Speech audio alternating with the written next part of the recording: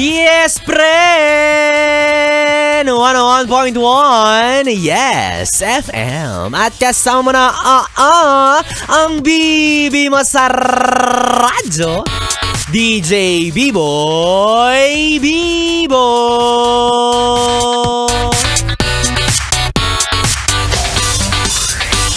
Yes, friend. Ano na naman yung ginangata-ngata mo? Alam mo yung bibig mo lamog na nakakatrabaho.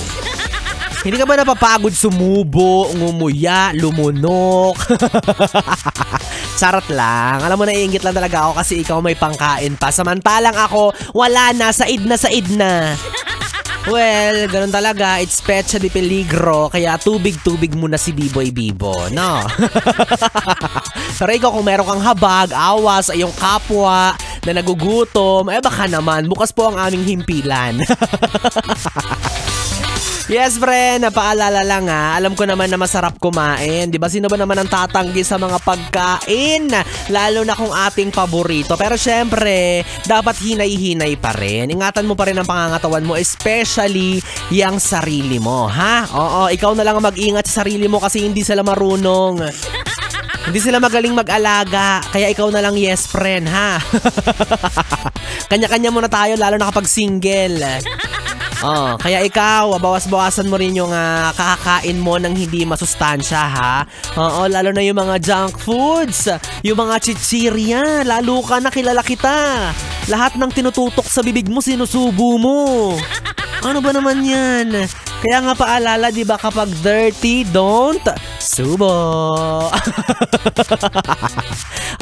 Kaya dapat ilimit lang din natin yung mga ini-intake natin, yung mga pinapasok natin sa katawan natin. Dapat piliin natin, dapat salain pa rin natin ang maigi. Di ba? Wag puro subo at lunok. Dapat i-assess mo pa rin kung healthy pa ba yun para sa'yo or kung ano yung magiging epekto nito sa katawan mo. Ganon. Yes naman, nasa nutritionist. Dapat nga raw, di ba, sinusunod pa rin natin yung yung food pyramid. Yung go, grow, glow. Go, go, go! Kainis. Kaya shoutout sa mga yes pa rin natin na hindi rin kumakain ng gulay.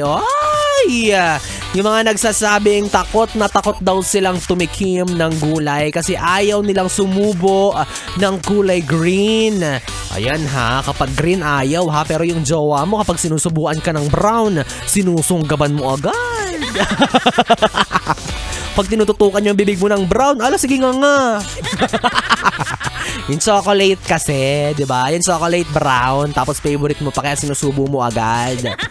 Talaga, malisyosa ka talaga. Okay lang naman paminsan-minsan yung mga ganyang klase ng pagkain. Pero dapat, lamang pa rin yung mga healthy, di ba? Like bread. Yan, magtinapay ka, pero dapat may palaman. Yung palaman dapat cake. Matamis, di ba? Unhealthy. Carbs to carbs. Or hindi naman kaya magprutas ka rin paminsan-minsan kung ayaw mo ng gulay, kumain ka ng apple. Pero may kasamang lechon. Gano'n. Ikaw ba, yes, friend, sa mga oras na to, ano ba ang iyong gustong kainin? Ano ba ang iyong gustong nguyain, lunukin? Ano pa man yung gusto mong ipasok sa katawan mo? Bahala ka sa buhay mo. Ano ba ang cravings mo ngayong gabi ng Miyerkules? Ako, ang cravings ko ay healthy rin naman. Something na malusog, something na makabubuti para sa akin. Ang cravings ko po ay healthy relationship. Gusto ko pong makatikim ng pagmamahal ng isang taong maputi, matangkad, loyal, at mapagmahal. Saan mabibili yan? Patry naman Pasubok naman ng malusog na relasyon. Puro toxic lang kasi na-experience ko Mas mapait pa sa ampalaya Parang ako yung bitter din sa part na yan, no? Well, buti pa nga yung ampalaya, diba? Kahit mapait, masustansya. Kaya naman sa mga ex mo, bitter na nga mapait pa. Or bitter na nga mapait pa. Ulit-ulit.